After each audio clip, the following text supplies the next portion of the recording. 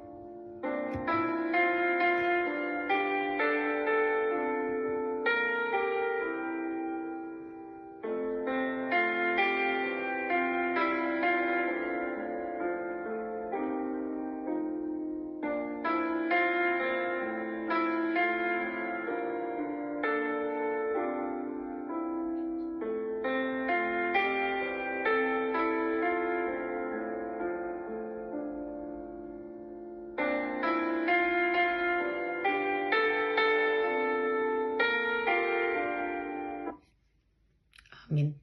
Panggilan beribadah kita pada malam ini diambil dari Mazmur 27 ayat 4. Demikian firman Tuhan.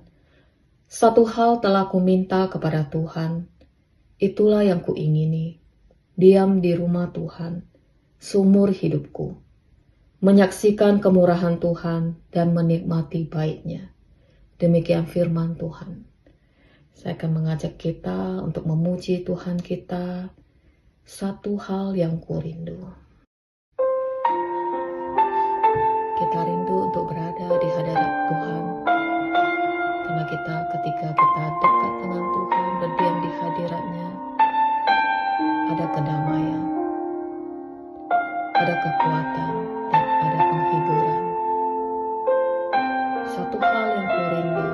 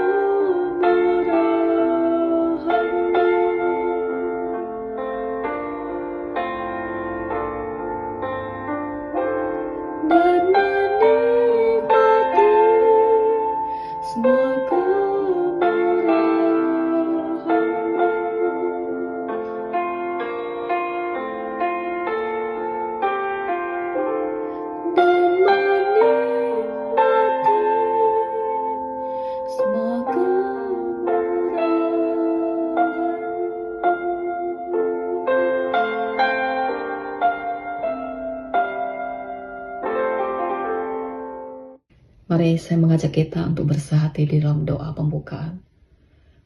Tuhan Yesus, terima kasih ya Bapa. Benar firman-Mu ya Tuhan. Lebih baik 1 hari di pelataran-Mu daripada 1000 hari di tempat lain. Begitu berharganya waktu bersama dengan Engkau ya Tuhan. Ajari kami terus ya Tuhan untuk rindu berada di hadirat-Mu, rindu akan firman-Mu, rindu untuk dekat dengan Engkau ya Tuhan. Tuhan yang boleh terus memberikan kami kekuatan. Kami berdoa Tuhan, menyerahkan pada malam ini untuk kebaktian doa kami. Kiranya Tuhan yang boleh bertata, Tuhan yang boleh bekerja dari awal hingga akhir ya Bapa. Sertai kami satu persatu Tuhan.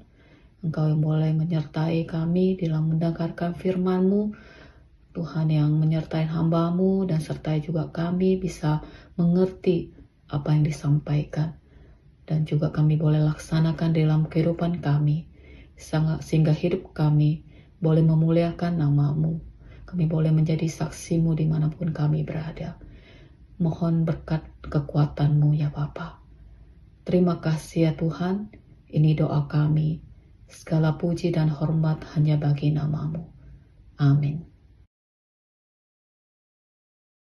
Shalom Bapak Ibu yang terkasih dalam Tuhan, kita bersyukur malam hari ini kita bukan hanya bisa berdoa, tapi boleh bersama-sama merenungkan firman Tuhan. Tema renungan kita malam hari ini terambil dari 2 Korintus pasal 11 ayat 23 sampai 30, yaitu bermegah dalam kelemahan.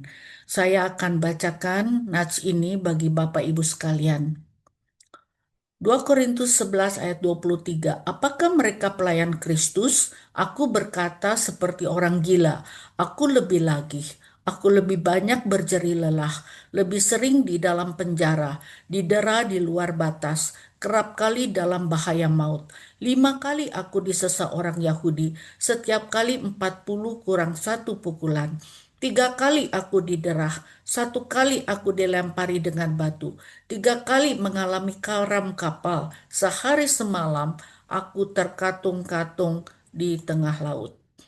Dalam perjalananku, aku sering diancam bahaya banjir dan bahaya penyamun, bahaya dari pihak orang-orang Yahudi dan dari pihak orang-orang bukan Yahudi, bahaya di kota, bahaya di padang gurun, bahaya di tengah laut, dan bahaya dari pihak saudara-saudara palsu.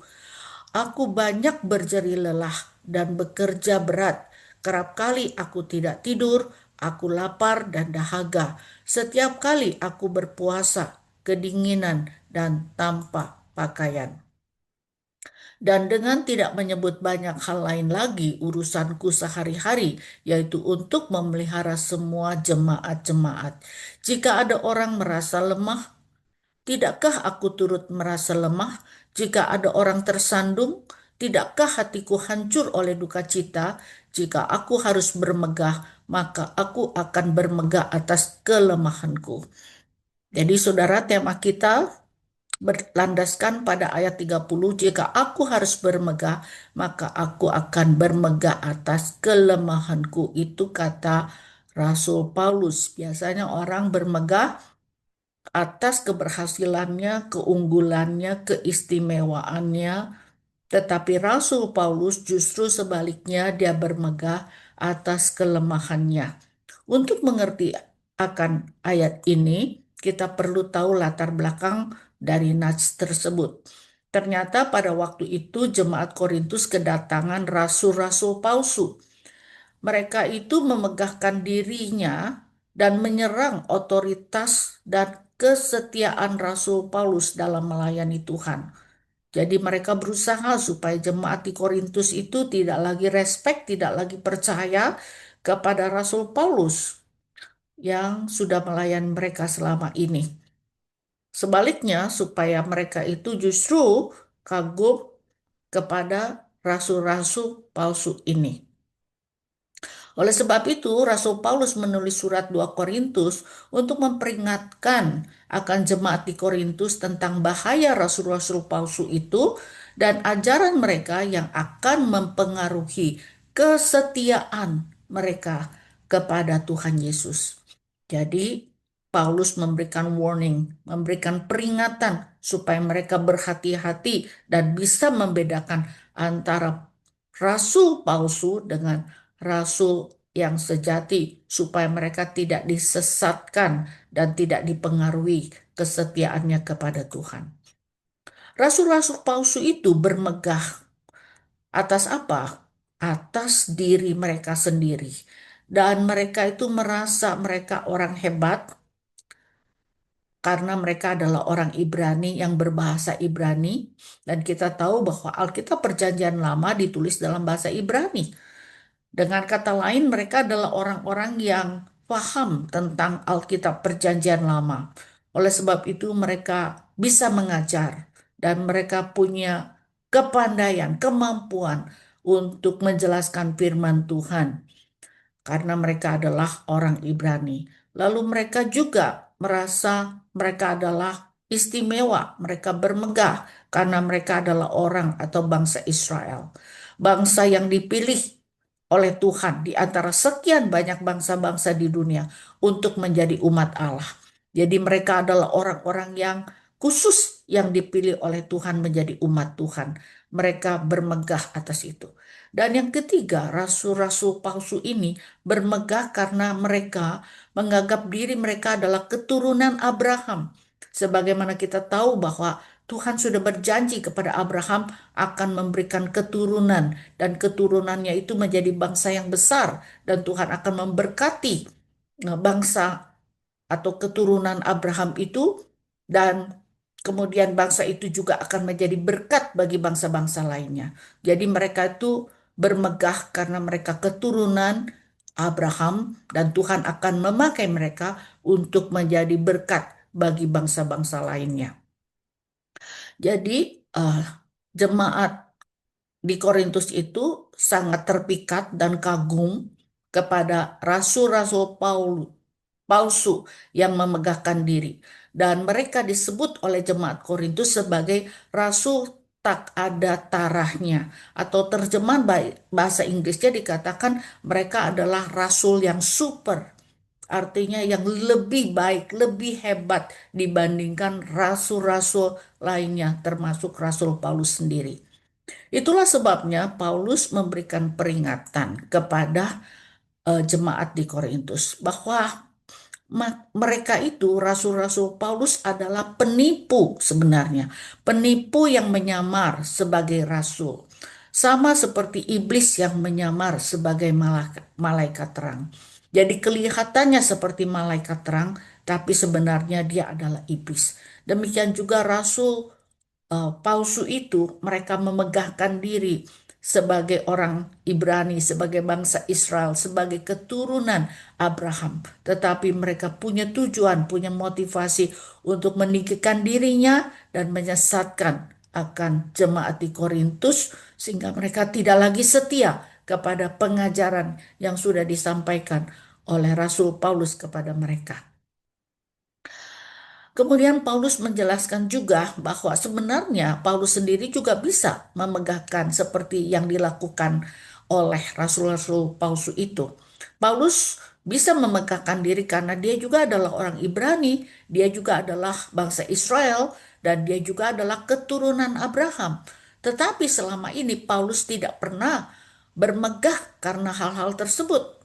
Sebaliknya, jika Paulus bermegah, dia katakan dia akan bermegah di dalam Tuhan. Dia tidak mau memegahkan dirinya, tapi dia mau memegahkan Tuhan. Seperti yang dia katakan di dalam 2 Korintus 10 ayat 17. Tetapi barang siapa bermegah, hendaklah ia bermegah di dalam Tuhan. Jadi kita lihat di sini ya, orientasinya bukan pada diri sendiri, tapi pada Tuhan. Itu yang dimiliki oleh Rasul Paulus yang sangat berbeda dengan rasul-rasul palsu lainnya.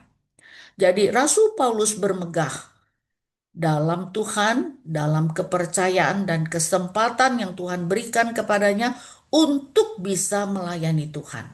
Jadi dia bermegah karena dia dipercaya, diberikan kesempatan untuk bisa melayani Tuhan. Itu yang menjadi kemegahannya.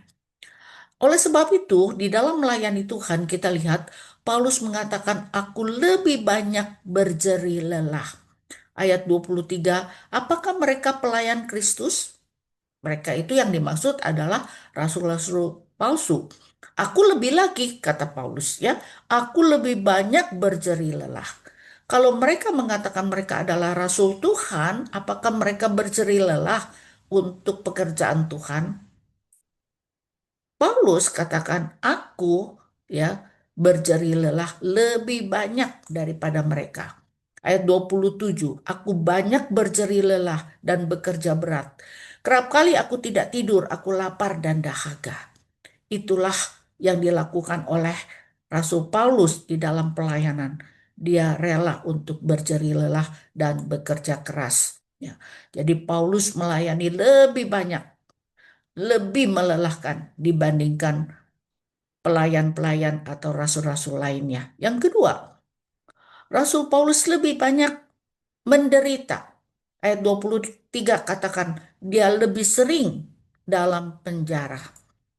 Sebagaimana kita tahu bahwa Paulus sering masuk dalam penjara, bukan karena dia sering melakukan kejahatan, melakukan pelanggaran, tetapi karena dia melayani Tuhan. Dan dia mendapatkan tantangan dari orang-orang yang menentang dia sehingga dia dimasukkan ke dalam penjara.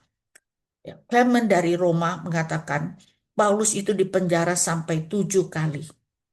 Nah, dibandingkan rasul lainnya, apalagi dengan rasul-rasul palsu, mungkin mereka belum pernah masuk penjara karena Tuhan. Paulus lebih sering dalam penjara, lebih banyak menderita dibandingkan dengan rasul-rasul lainnya. Yang ketiga, Paulus lebih banyak dianiaya. Dalam ayat yang tadi juga dikatakan dia diderah di luar batas. Diderah artinya disiksa di luar batas kemampuan manusia untuk bisa bertahan. 5 kali disesah ya oleh orang Yahudi. Setiap kali 40 kali dikurangi 1 kali. Total bisa 195 kali. Ya. Disesah artinya dicambuk. Bayangkan dicambuk 40 kali. Nah, saudara, itu yang dialami oleh Rasul Paulus. 3 kali didera atau dipukul oleh orang Romawi. 1 kali dilempari dengan batu. Itu yang dialami oleh Rasul Paulus. Jadi, apa yang dialami oleh Rasul Paulus, penganiayaan yang dia rasakan, yang dia alami, jauh lebih banyak dibanding rasul-rasul lainnya. Dan yang keempat, Rasul Paulus lebih banyak terancam maut. Paulus sering mengalami ancaman kematian. Artinya dia hampir saja mati. Ancaman itu dikatakan bisa berbentuk kecelakaan. Dia mengalami karang kapal sampai 3 kali. 1 hari 1 malam terkatung-katung di tengah laut. Dan kemungkinan besar jikalau dia tidak kuat, tidak ada yang menolong, pasti dia akan tenggelam, dia akan mati. Dan ancaman maut itu juga bisa berbentuk alam, ya berupa banjir yang bisa menghanyutkan dan menenggelamkan dia. Bisa merupakan padang gurun yang panas sekali pada siang hari, membuat orang bisa dehidrasi, kekurangan air dan mati. Atau malam hari, sangat dingin, bahkan di padang gurun terdapat banyak sekali binatang buas yang bisa menerkam dan membunuh Rasul Paulus. Dan ancaman maut itu juga bisa berbentuk orang-orang, entah itu orang Yahudi, orang non-Yahudi, guru-guru palsu yang tidak suka kepada Rasul Paulus dan mereka berusaha untuk menganiaya, bahkan untuk membunuh Rasul Paulus. Jadi Paulus mengalami banyak sekali ancaman maut dibandingkan rasul lainnya. Yang kelima, Paulus lebih banyak memperhatikan jemaat. Ayat 28 dikatakan urusanku sehari-hari yaitu apa? Memelihara semua jemaat. Ya, dia bukan hanya makan, minum, dan melakukan kegiatan rutin sehari-hari. Tapi yang dia lakukan setiap hari yaitu memelihara semua jemaat. Baik yang ada di Tesalonika, yang ada di Filipi, yang ada di Korintus. Semua jemaat menjadi perhatian dari Rasul Paulus. Dikatakan jikalau ada orang yang merasa lemah, tidakkah aku turut merasa lemah? jika ada orang yang tersandung atau jatuh dalam dosa, tidakkah hatiku hancur oleh duka cita? Jadi dia sangat memperhatikan jemaatnya, baik tentang pergumulan mereka secara fisik, mengalami kelemahan tubuh, atau kondisi rohani mereka, apalagi ketika mereka jatuh di dalam dosa. Ya, jadi kita lihat Paulus itu sangat memperhatikan jemaat lebih daripada rasul-rasul lainnya. Yang keenam, Paulus itu lebih sabar untuk bertahan. Dikatakan sebaliknya dalam segala hal kami menunjukkan bahwa kami adalah pelayan Allah, yaitu dalam menahan dengan penuh kesabaran. Dalam penderitaan, kesesakan, dan kesukaran, dalam menanggung derah, dalam penjara dan kerusuhan, dalam berjerih payah, dalam berjaga-jaga, dan berpuasa. Kita tahu bahwa apa yang dialami, apa yang dijalani oleh Rasul Paulus bukan kehidupan dan pelayanan yang mudah. Tetapi dia harus bersabar, dia harus bisa bertahan karena dia melakukan semuanya itu untuk Tuhan. Kalau kita baca dari sini kita lihat bahwa dia harus bersabar, bertahan secara fisik terhadap segala penderitaan dan kesesakan. Dia harus bertahan di dalam menjaga hatinya supaya dia tetap murni motivasinya dalam melayani Tuhan, supaya dia tetap mempunyai kemurahan hati di dalam melayani jemaat. Dan dia harus tetap bertahan di dalam rohaninya untuk selalu berjaga-jaga dan berpuasa. Saudara, itu yang dilakukan oleh Paulus dalam kehidupannya dan pelayanannya sebagai rasul Tuhan. Dan yang ketujuh, Paulus lebih berani untuk setia. Apakah Paulus sebelumnya sudah tahu bahwa dia akan mengalami semuanya itu? Saudara, kalau kita baca dari kisah 20 ayat 23, di sini dikatakan selain daripada yang dinyatakan Roh Kudus dari kota ke kota kepadaku bahwa penjara dan sengsara menunggu aku.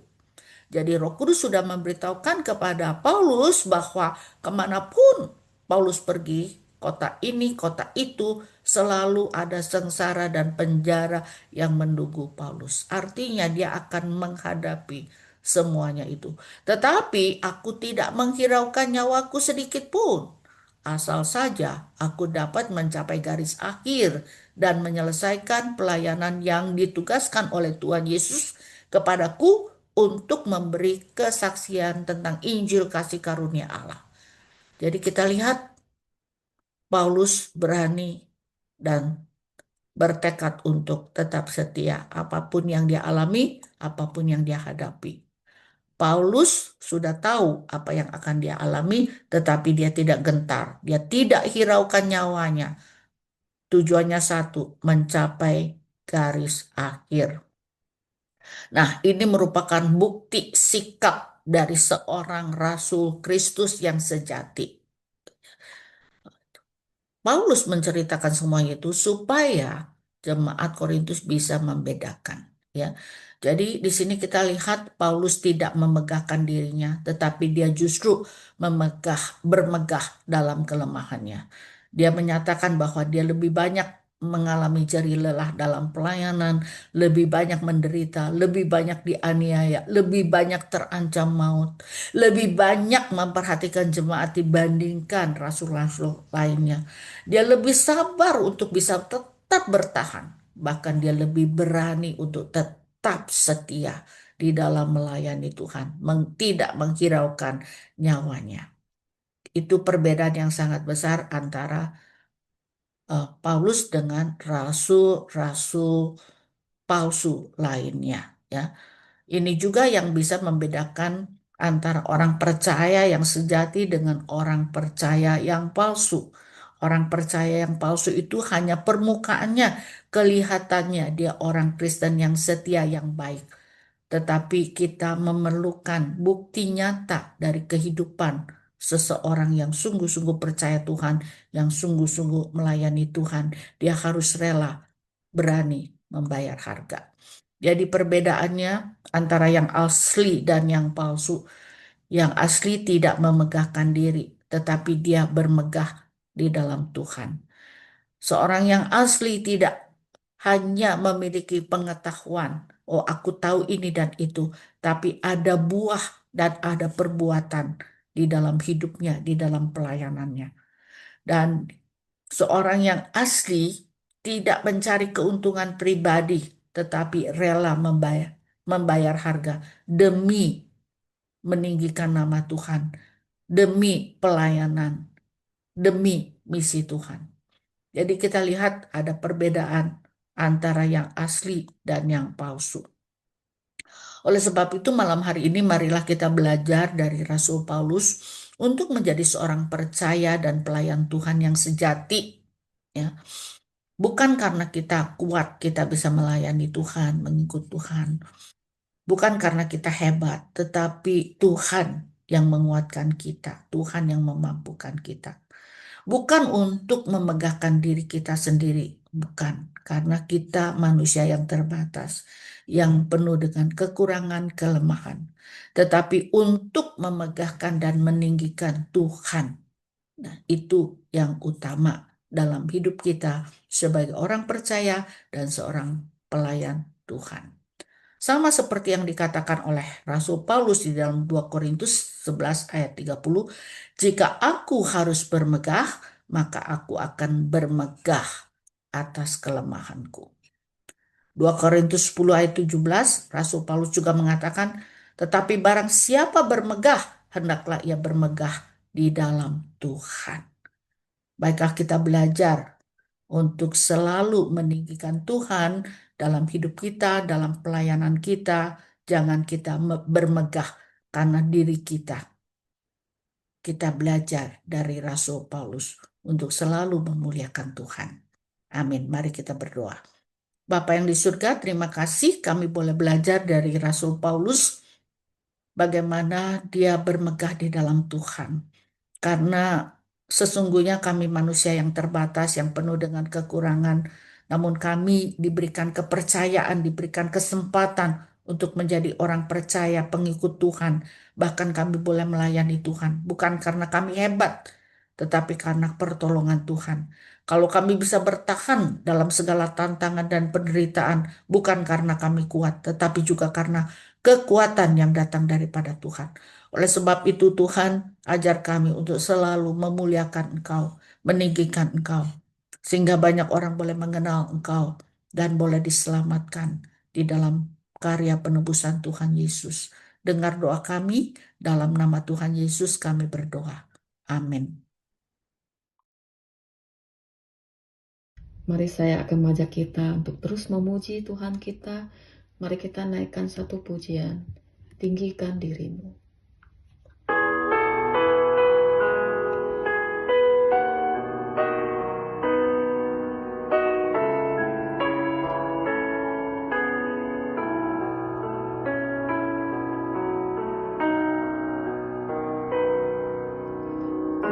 Bersyukur padamu Tuhan atas kasih-Mu.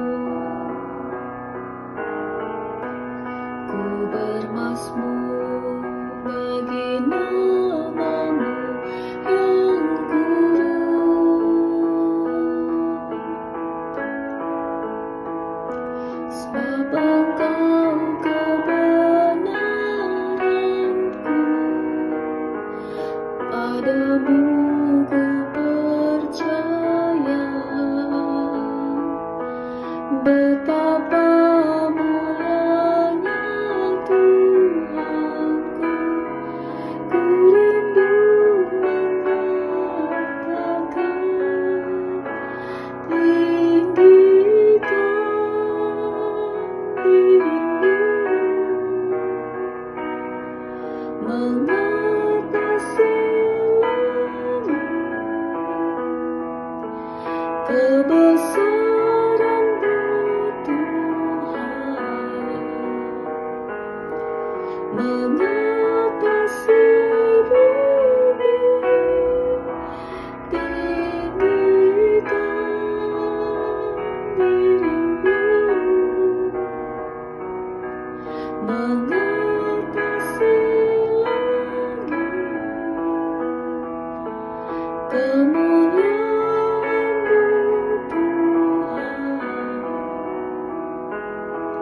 mengatasi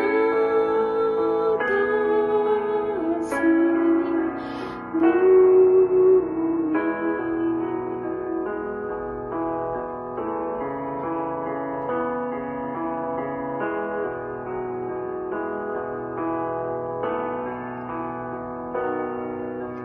Ku bersyukur padamu Tuhan atas kasih-Mu. Ku bermazmur bagi nama-Mu yang kudus.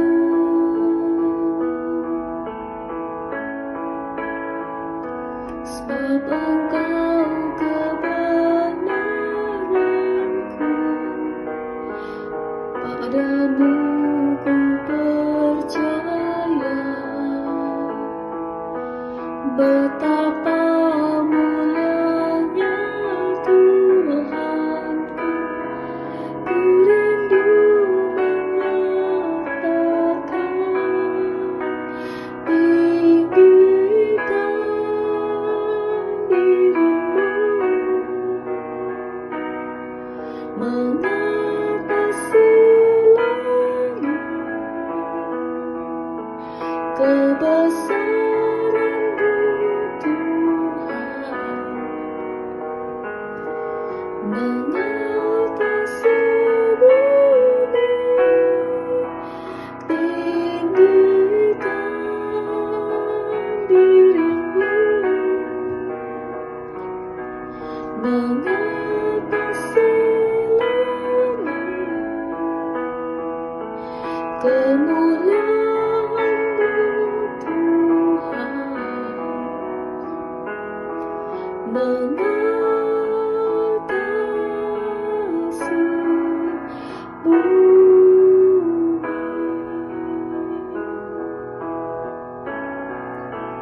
Tinggikan dirimu, mengatasi langit, kebesaran-Mu Tuhan, mengatasi bumi, tinggikan dirimu, mengatasi langit,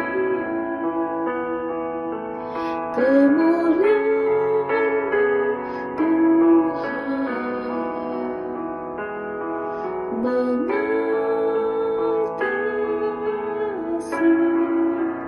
bumi.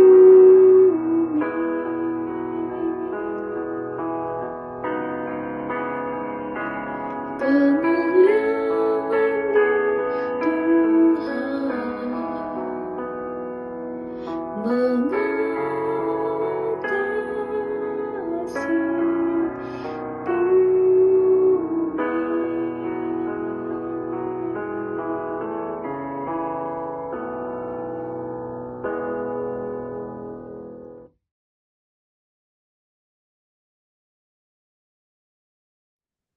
Saudara, sekarang kita mau bersyukur kepada Tuhan untuk Thanksgiving Retreat yang boleh berjalan dengan baik dan lancar.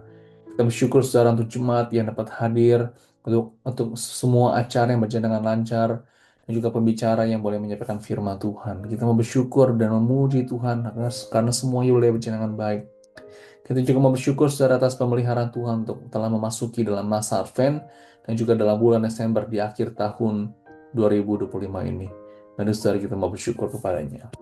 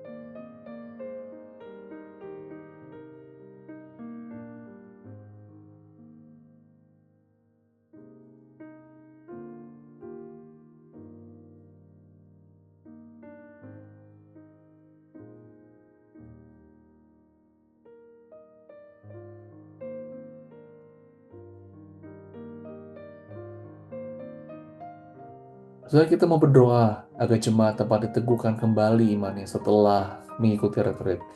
Banyak jemaat setelah mengambil komitmen, saudara, kita mau berdoa agar sungguh Tuhan boleh menguatkan, meneguhkan kembali relasi, khususnya relasi jemaat dengan Tuhan. Kita mau berdoa juga, saudara, untuk jemaat yang berbeban berat dalam pekerjaan, kesulitan, dan hal-hal lainnya dalam keluarga, agar Tuhan boleh kuatkan. Mari kita berdoa.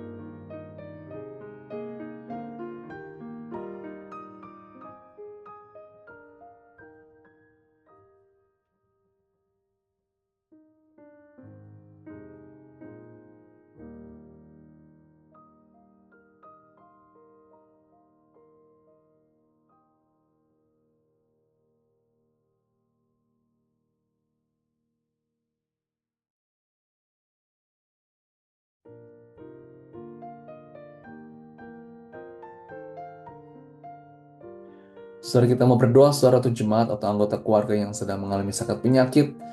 Mungkin ada di tengah-tengah kita pada saat ini, atau mungkin ada jemaat, atau mungkin ada juga keluarga kita yang berada di Indonesia, di luar state. Kita mau berdoa agar Tuhan boleh pulihkan dan jamah. Kita juga mau berdoa, saudara, untuk relasi jemaat dengan keluarga khususnya, agar Tuhan tetap terus memberikan keharmonisan dan juga tetap di dalam perlindungan Tuhan. Kita mau berdoa, saudara, keluarga kita juga kita mau berdoa.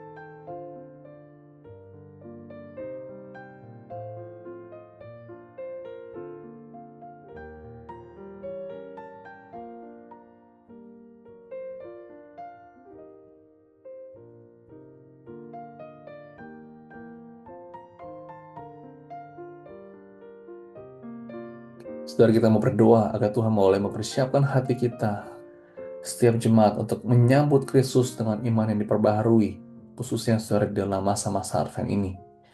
Kita juga mau berdoa, saudara, agar Roh Kudus menolong setiap jemaat untuk terus berjaga-jaga, untuk hidup kudus dan semakin mengarahkan hati kepada Tuhan. Kita berdoa.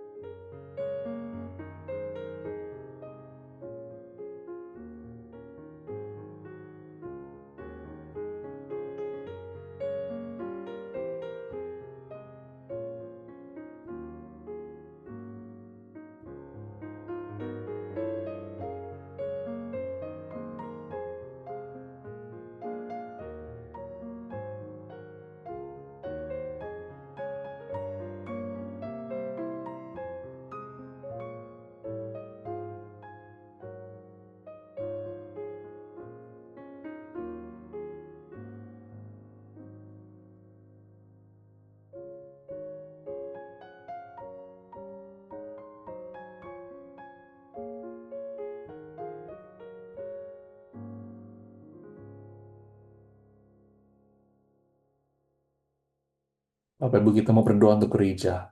Berdoa, saudara, untuk penginjil Leona Siddhartha dan juga penginjil Peter Tikwalu yang akan membawakan firman Tuhan pada minggu ini, dan juga untuk perayaan Natal, saudara, khususnya bagi perayaan Natal anak pada minggu ini, agar Tuhan boleh memberkati semua, boleh berjalan dengan baik dari anak-anak, mereka boleh mendengar akan Injil Kristus, dan semua acara guru-guru yang melayani. Tuhan boleh memberkati semua pelayan ibadah pada minggu ini. Tuhan sertai. Mari saudara kita mau berdoa akan minggu ini.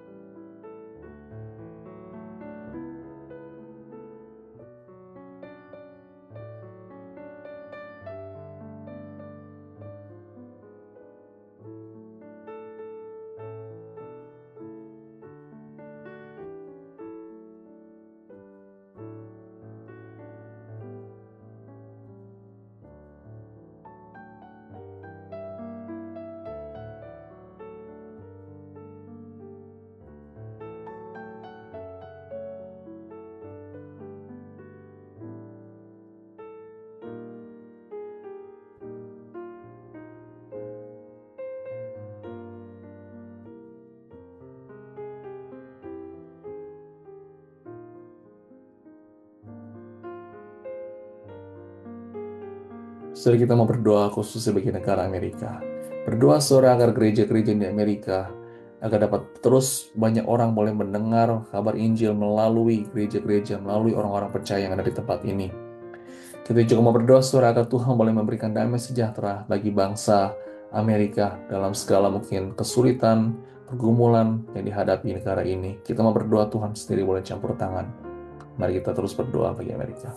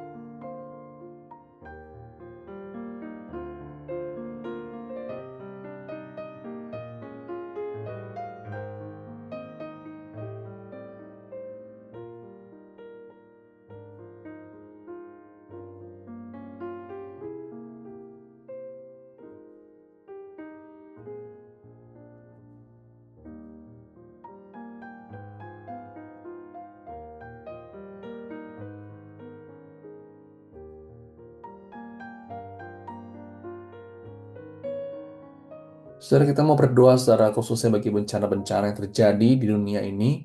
Kita mau berdoa secara bagi situasi Indonesia, khususnya daerah Sumatera, yang terkena bencana banjir dan juga terkena bencana longsor.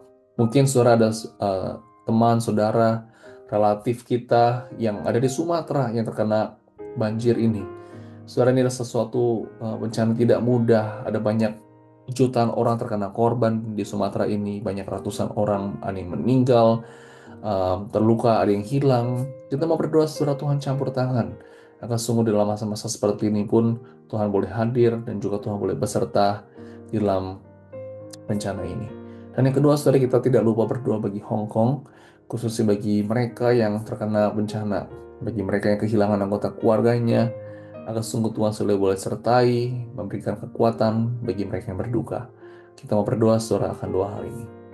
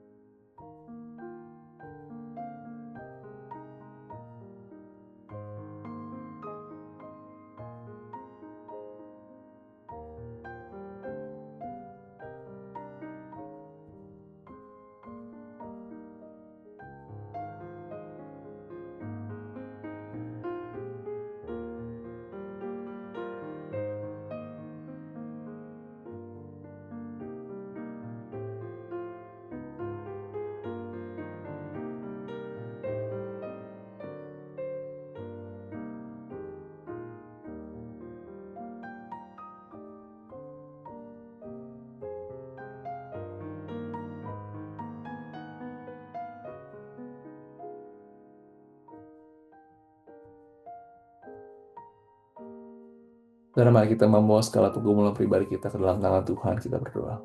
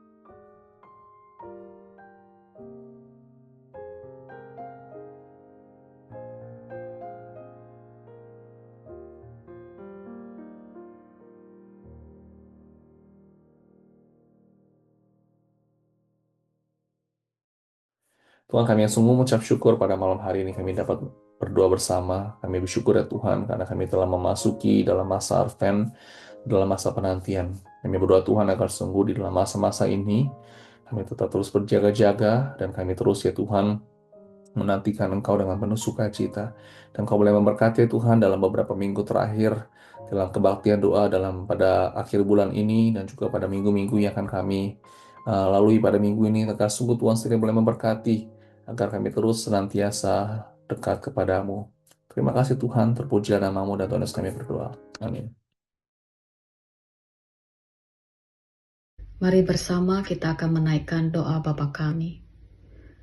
Bapa kami yang di surga, dikuduskanlah namamu, datanglah kerajaanmu, dan jadilah kehendak-mu, di bumi seperti di surga. Berikanlah kami pada hari ini makanan kami yang secukupnya, dan ampunilah kami akan kesalahan kami, seperti kami juga mengampuni orang yang bersalah kepada kami. Dan janganlah bawa kami ke dalam pencobaan, tapi lepaskanlah kami daripada yang jahat, karena Engkaulah yang mempunyai kerajaan dan kuasa dan kemuliaan sampai selama-lamanya. Amin. Kita akan mengakhiri ibadah kita pada malam ini.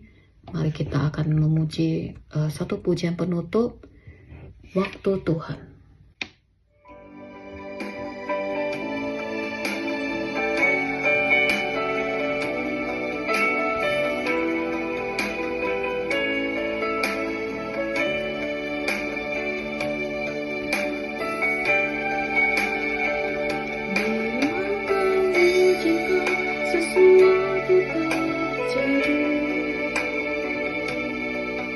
Ku percaya semua untuk kebaikanku. Bila nanti telah tiba waktumu, ku percaya kuasa-Mu memulihkan hidupku. Waktu Tuhan pasti yang terbaik. Walau kadang aku dari melewati cobaan, ku tetap percaya waktu Tuhan pasti yang terbaik.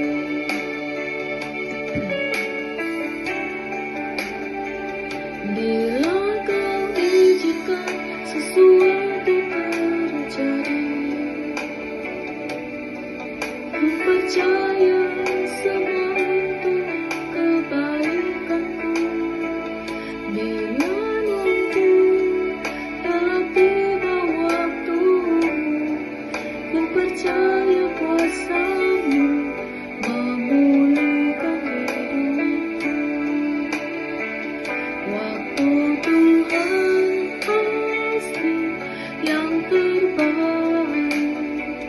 Walau ku bangkit mudah dimengerti, lewati cobaan, ku tetap percaya waktu Tuhan pasti yang terbaik.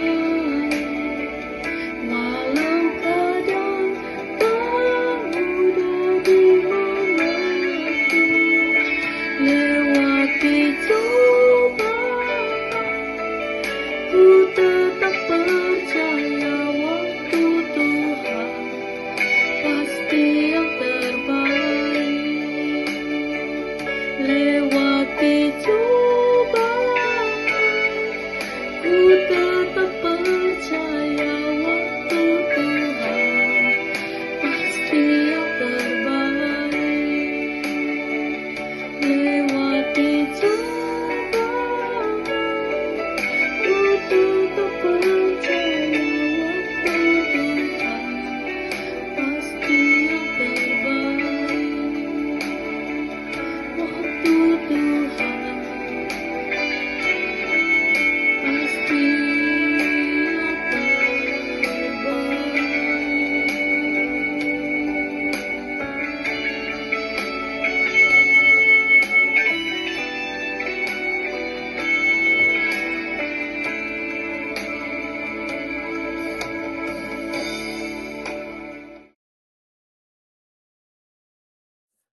Mari kita terima berkat, saudara. Kiranya kasih anugerah dari Allah Bapa, sukacita dan pengharapan dari Yesus Kristus, dan persekutuan dari Roh Kudus boleh menyertai kita sekalian dari saat ini sampai selama-lamanya. Amin. Mari kita mengambil teduh, saudara.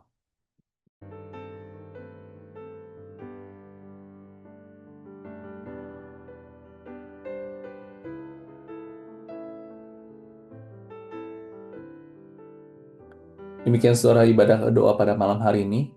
Kita terus setia dan semangat di dalam kita mengikuti kebaktian doa. Sampai jumpa pada hari Minggu ini. Tuhan Yesus memberkati kita semua.